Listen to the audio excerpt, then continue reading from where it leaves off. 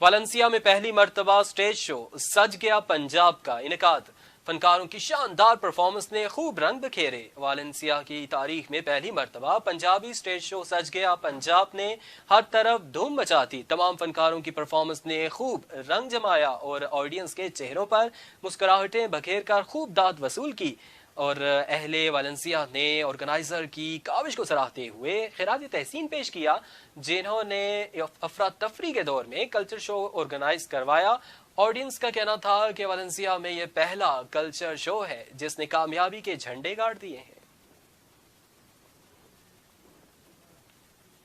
इसी के साथ ही खबरों का सिलसिला खत्म हुआ चाहता है। मजीद बाखबर रहने के लिए देखते रहें जम्मू कश्मीर डिजिटल, और आप हमें फेसबुक और यूट्यूब पर भी ज्वाइन कर सकते हैं।